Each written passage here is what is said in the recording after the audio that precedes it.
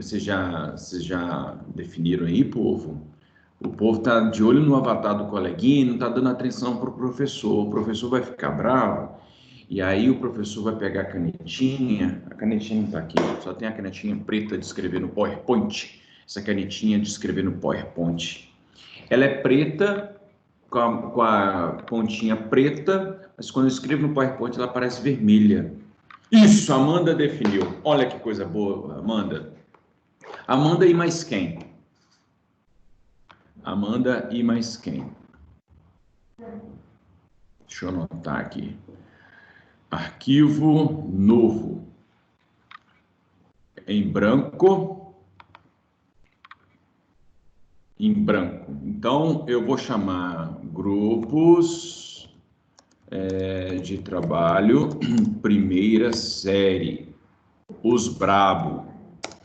Grupo 1, que é o grupo do Rosa. Daqui a pouco eu pego o nome da galera toda. As 7 maravilhas do mundo antigo. Grupo 2, liderados pela senhorita Amanda, fará sobre o Fernandinho e Rafa. Que coisa bonitinha, gente. E aí vocês três farão sobre o que? Vocês já definiram um tema, assim? Já pensaram em alguma coisa? Amanda, alguma coisa específica? O que vocês... Aqui a Amanda falou assim, que aqui em cima disse, meu Deus, Vitor, você é o óbito. Então, vocês não vão fazer sobre o Vitor, não, né? Não, o Vitor não é o tema do trabalho de vocês. Ou é? Vocês vão falar, vocês vão fazer sobre como o Vitor seria na antiguidade. Como o Vitor seria o óbito na antiguidade. Como seriam as aulas online na antiguidade. Vocês não pensaram nisso, não. Como seriam as transmissões, como seria o Teams na antiguidade. Fala, Fernanda. Diga, Fernanda. A Fernanda chegou hoje cedinho, Fernanda. Coisa boa. A Maria... Então, deixa eu anotar aqui. Então, aqui, Amanda, Maria Tereza, Fernanda e Rafaela. Bom, agora vocês não têm um tema ainda, né? Eu viu? Bom dia, Lorencim. Lorencim. Como é seu nome? Meu nome é Lorencim. Ô, moçada, vocês não têm tema ainda, né? Então, eu preciso desses temas para definir datas de apresentações e por aí vai, tá? O grupo das 7 Maravilhas do Mundo já está. O grupo das 7 Maravilhas, por favor, me digam quem é. Se eu não estiver enganado, é o Rosa, Zion, Perfeito. Manel. Manuel. Vitor. É Vitor também? Vitor. Vitor. O Gabriel Baixinho. Qual que é o sobrenome dele? É o Lara. E Bernardinho. Bernardo Alves. Perfeito. É isso, né?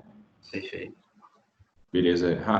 Rosa, Zion, Manuel, Vitor, Gabriel, Lara e Bernardo. Moçada, vocês viram ontem a explosão lá em Beirute, cara, que era o Líbano, gente. O Líbano era o local onde os fenícios. Toda vez que eu já falei para vocês, não vou repetir porque a gente pode repetir. Quando a gente. Bicho, toda vez que acontece alguma coisa lá na Síria e no Líbano, eu não tenho nenhuma ascendência libanesa ou síria. Mas toda vez que acontece alguma coisa lá, eu fico. Dá um trem esquisito, assim, ó. A explosão é impressionante, é simplesmente impressionante. Como é que o negócio, cara, tá lá, tá uma explosão, pode ser uma explosão inicial, né? E aí tá a fumaça subindo, depois, bum! Agora imagina, eu fiquei pensando só uma coisa, imagina a bomba atômica, a bomba de Hiroshima e Nagasaki. Você imagina isso, cara? Se aquela bomba ali aquela circunscrição ali, parece que de 10 quilômetros mais ou menos, quebrou as vidraças todas, assim, já tem um impacto, assim, impressionante. Não tem outra palavra, é catastrófico, mas é impressionante, assim, o barulho que faz, e a galera à distância. Professor. Diga. É que você falou aí de Hiroshima e Nagasaki, se eu não me engano, quando a bomba encostou no chão, um raio de 17 quilômetros, todas as pessoas foram evaporadas. As pessoas simplesmente evaporaram. Tem até uma lenda, não sei se é comprovação, mas tem locais em que como se fosse o contorno da pessoa ficou o contorno da pessoa assim paralisado enfim, não sei por causa de alguma, sei lá, reação química. Aí o contorno da pessoa, uma parte do contorno da pessoa ficou e o corpo da pessoa desapareceu. Pois é quase viciante, né, Matheus? Ficar vendo aquele vídeo assim, mas é impressionante. Eu vi um vídeo hoje de manhã que é um cara filmando pertinho, e aí de repente o negócio. Pô! Hiroshima e Nagasaki acho que não é tóxico mais. O que é tóxico até hoje é Chernobyl, pra caramba, inclusive. Chernobyl, assim, e Chernobyl já vai para 34 anos. Chernobyl aconteceu, já passou. Chernobyl foi dia 26 de abril de 1986, então já 34 anos já passou de Chernobyl e tá lá o seguinte, filho. Você coloca um ovo para fritar, sai avestruz do negócio.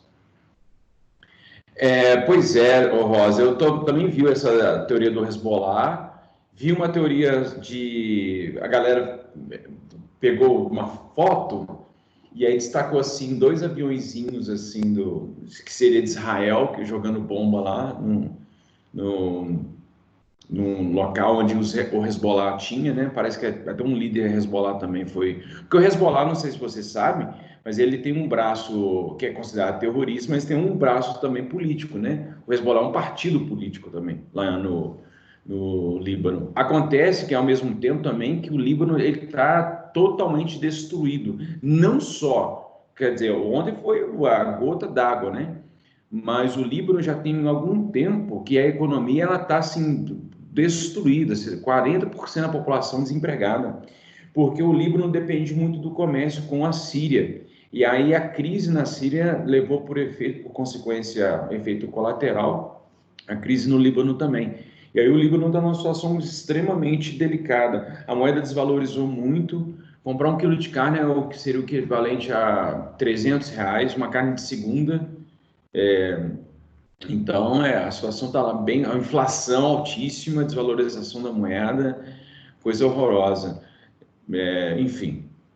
Então, assim, o problema é o seguinte: a economia já estava muito ruim mesmo. Pior do que o Brasil. E olha que do Brasil está bem péssimo, mas a do Líbano é pior. E o Líbano depende muito da atividade econômica ligada ao turismo, porque o Líbano é fascinante. Eu falei para vocês, porque de um lado tem montanha, do outro é o mar Mediterrâneo. Então você consegue, igual o Havaí, você consegue no mesmo dia ir no topo da montanha esquiar, e se quiser vai para a praia e pega a praia no mesmo dia, assim. E lá, porque tem essa peculiaridade. E é um lugar que depende muito, porque tem uma preservação histórica ela muito legal. Tem da época do Império Romano, tem da época dos fenícios, tem a época de diversas épocas históricas, assim. E aí o Líbano é muito visitado. E o Líbano é muito bacana, muito bacana. É um dos países mais bacanas ali do Mediterrâneo, mas está completamente destruído. O Líbano sofreu uma crise gravíssima no final do século XIX, início do século XX. Isso levou a uma grande diáspora, uma grande saída de libaneses lá da região. E a maior comunidade libanesa fora do Líbano é no Brasil. Os brasileiros têm, aliás, especula-se, contando os originários e os seus descendentes, especula-se que há mais libaneses no Brasil do que no próprio Líbano, por causa dos descendentes, assim, enfim. Estava presente em Hezbollah, então, assim, imagina em alguns meses nós vemos Israel e eles se tornaram aliados? Não sei, não sei. Não sei se Líbano, porque uma das maiores guerras que o Líbano enfrentou foi contra Israel, né? Na década de 60.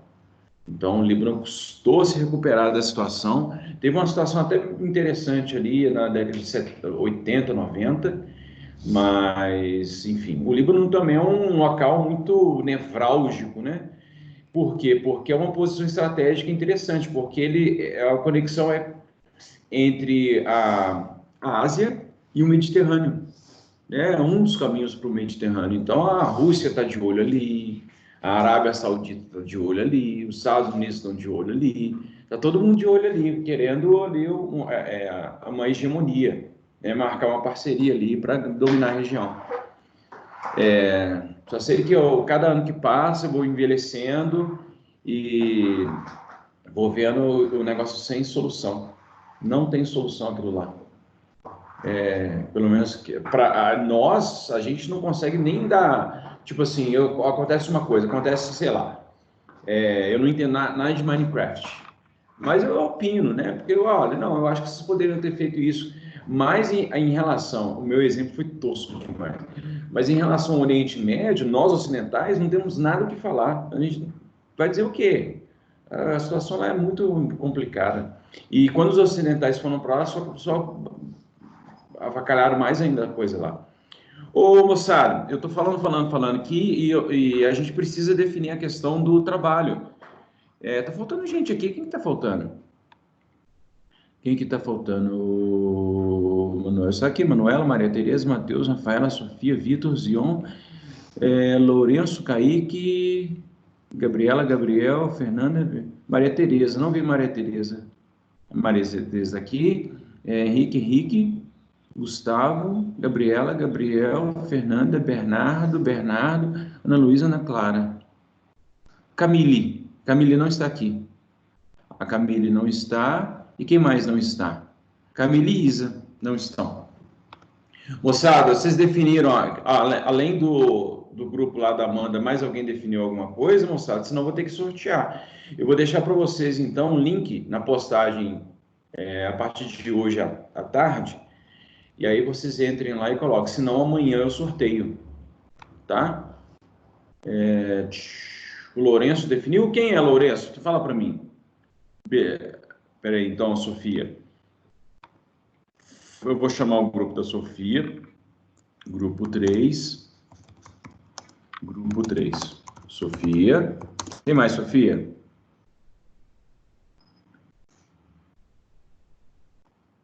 Se digitar no chat, não vejo, não. Edmar. Diga, pode falar. Ah, tá. Eu ia falar que sou eu, a Isa. Isa. A Ana Clara. Clara. E a Manuela. Beleza. Grupo 4. Quem foi que definiu também? Foi Sofia, Isa, Ana Clara e Manuela. Ana Luísa, fala por favor o seu grupo. Ana Luísa.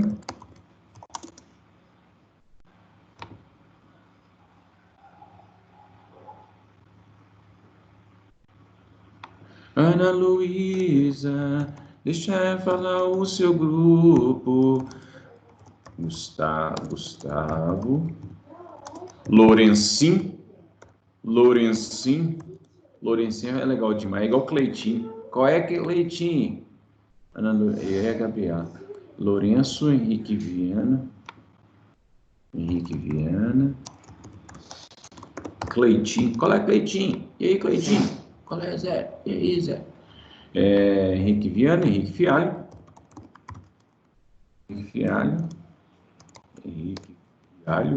Depois é o Bernardo Mendes e Gustavo.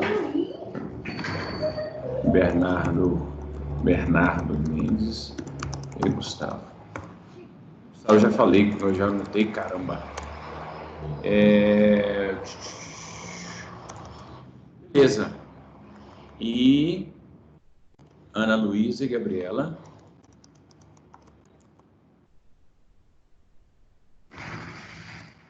Estão todos aqui? 1, 2, 3, 4, 5, 6. 1, 2, 3, 4, 10. 11, 12, 13, 14, 15, 16, 17, 18, 19, 20, 21. Tá faltando gente, eu e Gabi, Sofia, Ana Clara. Ixi, aí o Matheus está sem grupo. Fala, Sofia. Pode falar. É só pra te avisar que a Camille não tá aqui na aula hoje, porque ela não vai estar estudando mais com a gente. Ixi, cara. Ela saiu da escola? Sim. Ela disse já para os outros colegas, eu já havia dito? Não havia, mas como ela não tá mais na plataforma do Conexo, né? Eu tô avisando, tipo, pra você e tal. Ah, tá. Não tem ninguém sabendo ainda não, então. É porque ela tava no nosso grupo e o nosso grupo teve uns dias meio turbulentos no começo dessa Nossa. semana. Então eu tô Ixi. contando só pra deixar avisado. Então deve vir o comunicado da coordenação oficial ainda, né? Eu não vou espalhar notícia não, tá? Aham. Vou deixar cá entre nós aqui. Se vocês quiserem, se você quiser falar para os outros professores, mas eu não vou falar não.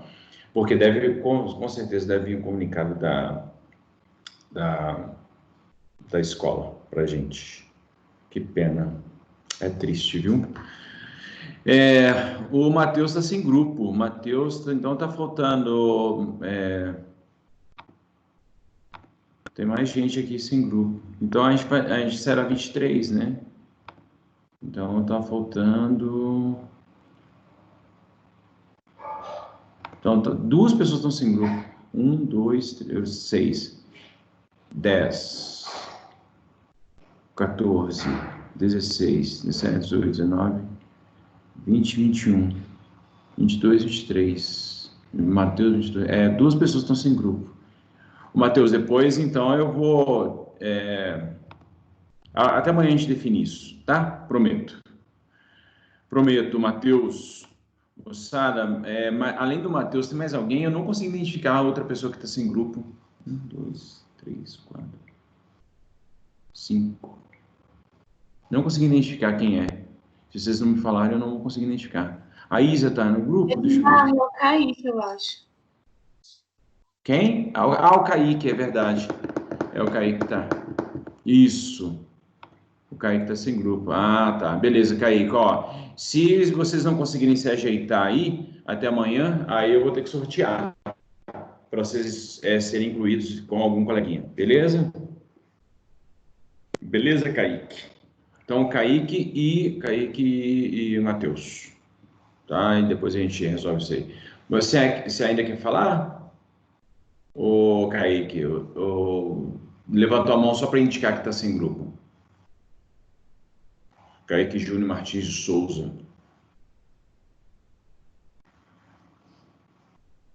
Bem, então, eu acho que eu vou presumir que sim. Eu presumir que é isso. Levantou a mão para identificar.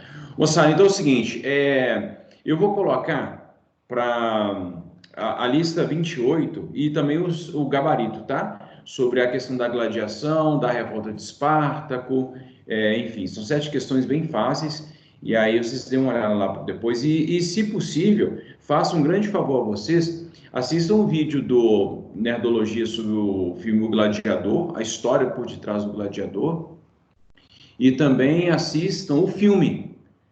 Se vocês tiverem acesso, assistam o filme. Eu não sei qual plataforma está, mas o filme Gladiador é bem legal, assim, porque mostra algumas peculiaridades a respeito da questão do espetáculo de gladiadores, enfim, o que significava, quais eram. Embora haja muito mais ficção do que história ali, mas é importante, a ambientação é interessante ver, né? Muito bem, até para vocês também verem a situação dos escravos, como os escravos eram tratados de uma forma geral, enfim, é uma leitura interessante. E o filme é bem feito, o Ridley Scott, que é um excelente diretor, então assistam lá. Beleza? Então deixa eu abrir aqui o meu slide para compartilhar com vocês, para a gente prosseguir na aula.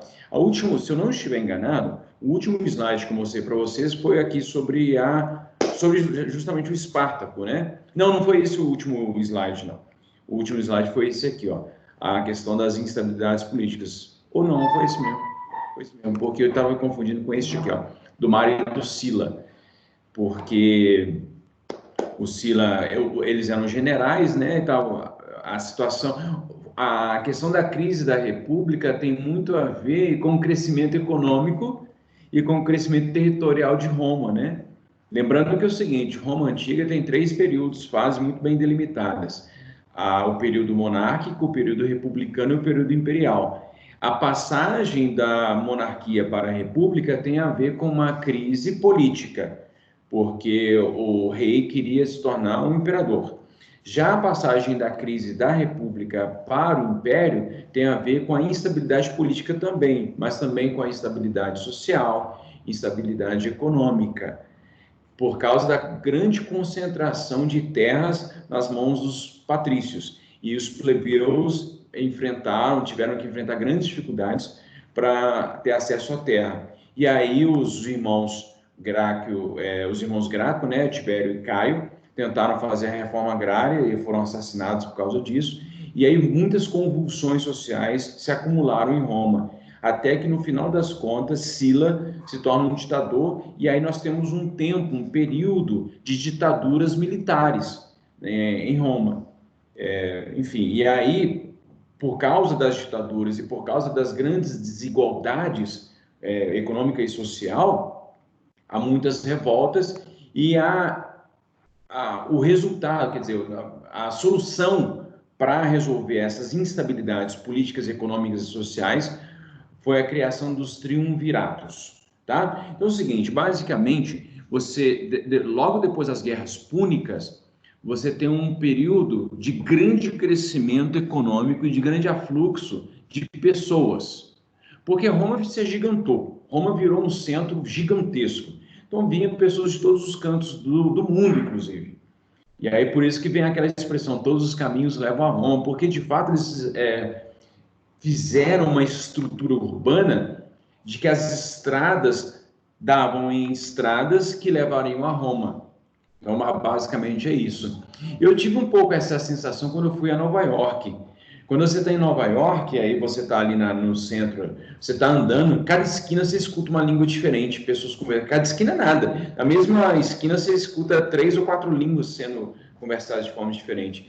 Você entra num restaurante brasileiro, aí você fala português, aí pega um táxi, vai ter um taxista falando em inglês, mas é paquistanês, aí você chega num restaurante chinês, aí depois vira a esquina uma cervejaria indiana, enfim, é bem louco, assim. Aí você vê uma galera, assim, imigrantes africanos, enfim, é muito doido. E Roma era isso, a confluência de diversas nacionalidades, pessoas falando diversas línguas, assim. Mas depois, então, das guerras púnicas, Roma cresceu demais e Roma se tornou a grande soberana do mar Mediterrâneo. E aí não havia concorrente. Então aí você pensa assim, cara, então beleza, teve uma estabilidade econômica, certo? Certo. Mas essa estabilidade econômica, no final das contas, acabou concentrando riqueza na mão de poucas pessoas. Não de poucas pessoas, tipo meia dúzia de pessoas, mas dos patrícios. E aí a galera, de uma forma geral, teve dificuldade para ter acesso, porque os patrícios, na medida em que eles acumulavam riquezas, eles iam concentrando terras cada vez mais. E a população mais pobre, os plebeus e os camponeses, enfim, tinham dificuldade para ter acesso à terra. E essas instabilidades fizeram com que houvessem guerras, houvesse manifestações, greves, enfim. E aí, para solucionar os problemas sociais e econômicos, instalaram-se ditaduras, né? Começado por Sila. Sila foi o primeiro ditador, mas houve outros, tá? E a situação a situação não se resolvia, porque o exército reprimindo a população pedindo cada melhorias, a população pedindo, enfim, né, a solução dos problemas. E aí uma tentativa para minimizar os impactos das instabilidades políticas foi a criação do triunvirato. Houve 2 triunviratos. Triunvirato, basicamente, é o governo de 3 pessoas. O primeiro triunvirato foi feito por Caio Júlio César, Pompeu e Crasso. Isso, portanto, já 20 anos depois lá da ditadura do Sila. Sila, em 89, 30 anos, né, 29 anos depois, eles fizeram o primeiro triunvirato, foi no ano de 60 anos de Cristo. Então, esses são os primeiros soberanos, né, do triunvirato. E aí você tem mais ou menos, entretanto, como esses caras eles eram do exército também, o que acontece? Eles começam uma disputa para ver a prevalência. O Júlio César, ou Caio Júlio César, é um cara que já tinha muito destaque, até mais destaque do que os outros.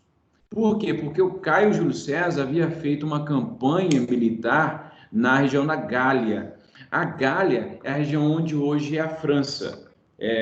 E aí ele conquistou o território ali para o Império Romano e isso trouxe muitas glórias para ele. No final das contas, Caio, Pompeu e Crasso entraram em colapso e o Caio se sobrepôs, acabou se tornando, em 53 a.C., um ditador vitalício. Inclusive, quando ele faz a última campanha contra Pompeu, primeiro ele derrota Crasso. O Júlio César vai derrotar Crasso, depois vai derrotar Pompeu. E aí, quando ele está voltando essa campanha da vitória sobre Pompeu, e quando ele está entrando em Roma, ele diz a seguinte frase: Fortuna in. Deixa eu escrever ela aqui. Fortuna in. Que o pessoal traduz, que é uma expressão em latim, que significa a sorte está lançada. Como se fosse assim, agora vamos ver como que esse povo vai me tratar. E quando ele chega em Roma, ele é aclamado, a população faz uma manifestação absurda, assim, e começa a chamá-lo de ditador, enfim. E, bem, o Senado fica maluco com aquilo. Cara, a gente está tentando resolver os problemas políticos de Roma e, de repente, agora o Júlio César se torna um ditador, e ditador vitalício.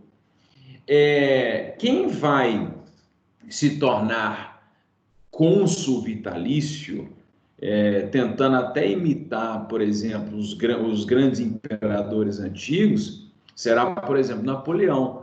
Napoleão teve um fascínio, só estou abrindo um parênteses aqui, viu? Napoleão teve um fascínio com o Egito, por exemplo, que ele queria imitar o Júlio César, porque o Júlio César foi lá no Egito, se casou teve um caso com a Cleópatra, teve um filho com a Cleópatra, enfim. Mas o Júlio César, então, ele serviu de exemplo para ditadores ou para grandes soberanos posteriormente, né?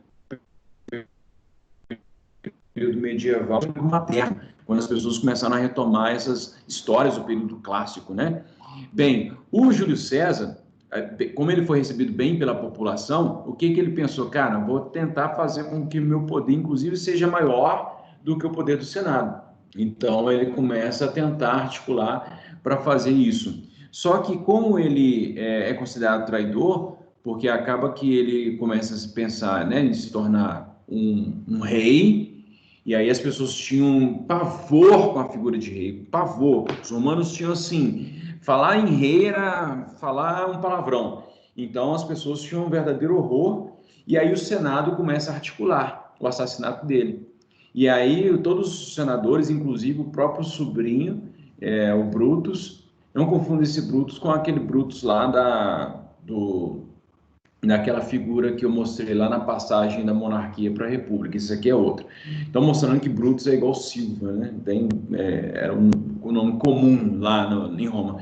Mas, enfim, o Júlio César acaba sendo assassinado, dentro do Senado, inclusive. E aí acaba que, então, o primeiro triunvirato termina com o assassinato dele em 44 a.C.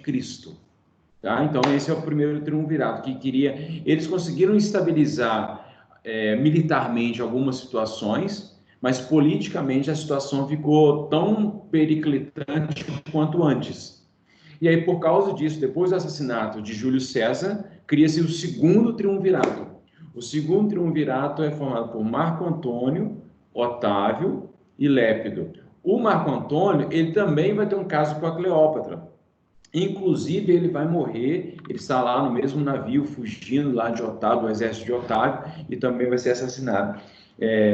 Enfim, não se sabe exatamente o que aconteceu, mas ele também teve um caso lá com a Cleópatra.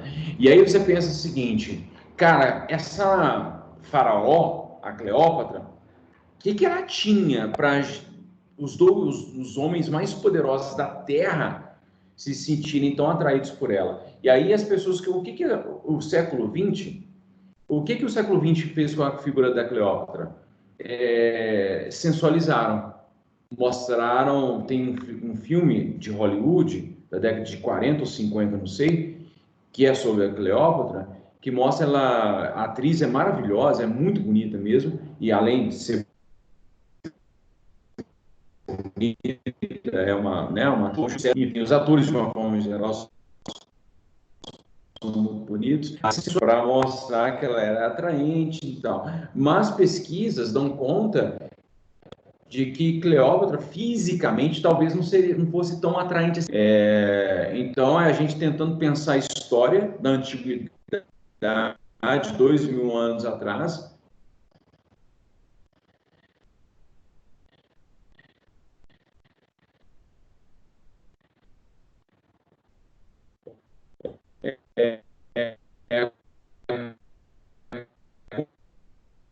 com a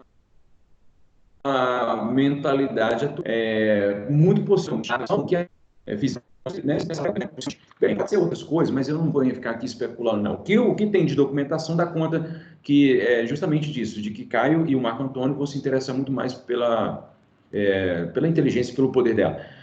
O filho do Júlio César com a Cleópatra acabou sendo assassinado depois. Ele era chamado de Cesário, filho de César, né?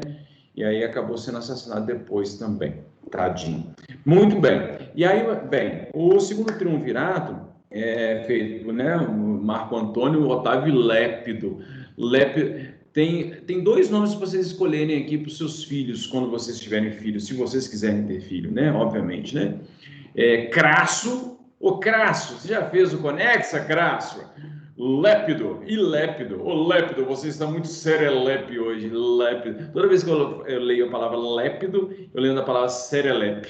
Enfim, mas aí o segundo triunvirato, que é feito pelo Marco Antônio Otávio Lépido, acaba que eles também têm uma disputa interna e o Otávio acaba vencendo seus rivais. E aí ele sim se articula muito melhor. Ele viu o que aconteceu com o César. O que ele fez? Ele já se articulou com o Senado. Qual é o Senado? Beleza? Tranquilo. Ó, eu não quero ser rei não, tá? Não quero ser rei não. Aí o pessoal, não, o cara é bom, o cara não está mexendo com monarquia, mas se quiser, eu posso ser imperador. E aí, então, ele se torna imperador, cara. E aí, o Otávio, muita gente fala assim, porque o Júlio César foi o primeiro imperador. Efetivamente, não. O César não foi imperador. Ele foi um ditador. O título histórico dele é ditador vitalício. Mas ele não foi efetivamente um imperador, reconhecidamente um imperador. Quem foi o primeiro imperador foi Otávio Augusto, né? Então, depois ele adotou esse nome, Otávio, ele chamava Otávio, depois acrescentou Augusto. E aí, enfim, começam as lendas, né, a respeito de César e de Otávio. A primeira influência que nós temos a respeito disso, dessa história do César e do Otávio, do Otávio Augusto, é justamente que nós temos 2 meses. O mês que acabou de acabar, que é o mês de julho, que se refere então a Júlio César, e o mês de agosto, que se refere ao Otávio Augusto, Augusto, né? E tem uma loja também de carne que chama Augusto. Enfim, então, Otávio Augusto se torna o primeiro imperador. E aí é com Otávio Augusto que começa o período imperial de Roma. Tá? Então, ele vai ser o primeiro imperador. Beleza? Muito bem, avançando. E aí, moçada, olha só para a questão da... Olha o que aconteceu. Nós temos aqui a expansão do território romano na época da República. Essas conquistas aqui, elas já estão aqui no período imperial, porque é o Otávio Augusto que faz. Essas aqui, ó, essas bege, deve ser bege aqui. Essas aqui são conquistas do Otávio Augusto. Mas as outras aqui em roxo, e essa aqui, a Gália, é da época da República, né? Então, no governo do Otávio Augusto, Roma mandava em absolutamente todas as partes do mar Mediterrâneo. Por isso que eles, sem nenhuma modéstia, chamam o mar Mediterrâneo de Mar Nosso. É o Mar Nosso, o mar é nosso. Inclusive conquistaram também, cara, a região da Crimeia. Essa região da Crimeia vai dar tanta treta, dá treta até hoje, inclusive, cara. Depois de 2.000 anos de história, dá muito problema, né? Até hoje nessa região da Crimeia. Muito bem, gente. Então, olha aqui o Líbano aqui onde que aconteceu o atentado. Daqui, gente. Já foi domínio romano também, né? Muito bem. Então, Roma mandava em tudo, cara. Uma cidade fundada por causa da loba vai mandar em tudo. Olha que beleza. Então, assim encerrou o período republicano. Muita gente só dá ideia para o período imperial por causa dos nomes dos caras, mas o período republicano ele foi longevo e foi um período muito importante também, extremamente importante, aliás, de muita treta entre patrícios e plebeus, mas enfim. E aí veio o período imperial. Esse esqueminha aqui se eu fosse vocês, eu vou deixar esses slides também disponíveis lá para vocês, tá? Mas se eu fosse vocês, eu tirava um print dessa tela, anotava, tinha foto, sei lá. Mas isso aqui é um esqueminha que eu fiz para mostrar justamente o desenvolvimento político de Roma, né? Da monarquia à república. Então, inicialmente aqui nós temos a monarquia com 7 reis. Os 3 primeiros não têm comprovação histórica, os primeiros aí não têm comprovação histórica, só os 3 últimos têm comprovação histórica. Bem, e aí a passagem acontece, né, com a tentativa do rei, o soberbo, né, tentando se tornar um imperador, e aí eles vão lá destituí-lo e vão expulsar os etruscos de Roma. E aí começa o período republicano, que era basicamente aristocrático. E por que aristocrático? Porque quem mandava na bagaça eram os patrícios. Então era um governo de poucas pessoas. Aristocrático, governo dos bons, o governo de poucos, né? Bem, a república adota uma política de expansão territorial, primeiro para a conquista da Península Itálica, depois das ilhas e depois do norte da África, né? Havia forte disputa entre patrícios e plebeus. No plano expansionista, nós temos as guerras púnicas, e aí depois, por consequência dessas coisas, nós temos uma crescente tensão social. Desde que eu disse que após as guerras púnicas, houve um crescimento econômico de Roma, só que essa riqueza se concentrou nas mãos de poucas pessoas, então a discrepância social em Roma fez com que a tensão social aumentasse. Para tentar solucionar o problema, os irmãos Graco propuseram a reforma agrária, e aí, cambada de comunista, e aí acabaram sendo assassinados. Bem, aí no final das contas, para tentar resolver o problema, instalaram-se as ditaduras. As ditaduras não foram suficientes para resolver o problema, instalaram-se os triunviratos também não resolveram, e aí no final das contas, Otávio Augusto vai começar o período imperial.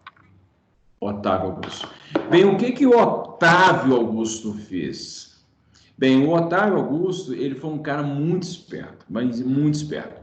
Primeiro que ele instalou a chamada Pax Romana, quer dizer, ele não é que ele foi lá, fez um decreto, está valendo agora, a partir de hoje, a Pax Romana. Não foi isso que ele fez. As consequências da política de estabilização levaram a um período de paz, um período sem guerra civil, tá? E basicamente ele fez o seguinte: ele criou grandes espetáculos de gladiação para distrair a população. Esses espetáculos de gladiação se chamavam Big Brother. Não tinha nome, não. Mas, enfim, existiam espetáculos de gladiação, as pessoas ficavam vendo, lá, né, se distraindo com Netflix. Oh, gente, oh, meu Deus do céu, eu estou confundindo as coisas. Netflix não é daquela época. Mas eles ficam o tempo todo vendo, né, os espetáculos, né, para não ficar pensando muito na realidade, porque, né, a realidade é muito difícil. Então, o que que eles fazem? Eles criam estádios. E aí, no meio da pandemia, eu coloco futebol. Oh, gente, não é isso não. Não é isso não. É o seguinte, eles fazem espetáculos de gladiação, onde os gladiadores ficam lá, brigando uns com os outros, né? E não necessariamente todo espetáculo dos gladiadores tinha lá morte, tá? Mas isso foi meio glamourizado. Mas geralmente era meio ensaiado também, tá? Porque a galera gostava de sangue, mas não era tanto assim também, não. Mas, enfim, enquanto a galera estava lá, então, enquanto a galera estava, né, resolvendo lá a situação né, se distraindo com esses espetáculos, aí o imperador distribuía pão, auxílio emergencial, para a população que estava ali assistindo os espetáculos de gladiação. E aí a população ficava ali apaziguada, né, com a situação. E aí meio que tomava um choque, tomava, sei lá, anestesiado, ficava anestesiado diante da situação social e econômica de Roma, né? Então aí é isso, mas isso apazigou. Então teve um período de paz, né? Graças ao que as pessoas analisam como um grande processo de alienação. De qualquer modo, a estabilidade ela só se dá se efetivamente a vida cotidiana das pessoas melhora. Se a vida cotidiana melhora alguma coisa, as pessoas ficam tranquilas mesmo, de uma forma geral, sabe? Tem vários exemplos históricos sobre isso. Mas o Otávio Augusto ele consegue muito sucesso com isso, com a estabilidade política. E aí, com essa estabilidade política, há outras estabilidades. A estabilidade econômica, a estabilidade social. E quando há estabilidade em várias esferas da sociedade, você tem tempo, você tem, sei lá, investimento para o supérfluo, né? Supérfluo entre mil aspas, viu, gente? Para mim não é nada supérfluo, mas é a questão das artes. Nesse momento, então, né, no Alto Império, que é o período de estabilidade, que começa lá com Otávio Augusto, você tem um grande investimento nas artes, nos palácios, nas esculturas e por aí vai. E é no governo do Otávio Augusto que nasce Jesus. Então aí, mas não vai ter nenhum problema ou nenhuma questão de Jesus com Otávio Augusto. Jesus, na verdade, vai ter questões com outros imperadores, né? Quer dizer, Jesus começa a apresentar uma ameaça não para o império, mas para a região da Palestina, né? Para a província da Palestina, onde ele nasceu e viveu. E quem vai perseguir bastante os cristãos será Nero. Inclusive, se vocês lerem, façam um favor a vocês, mesmo que você não acreditar em Deus, mesmo que você não seja cristão, se você pegar o Novo Testamento, tem várias passagens ali em que dialogam com os fatos históricos que aconteceram. Apresentado de forma metafórica como uma grande, né, enfim, que Nero tem muita mito em relação a Nero, mas dizem umas más línguas que quando ele taca fogo em Roma, enquanto Roma estava pegando fogo, ele fica tocando cítara, né?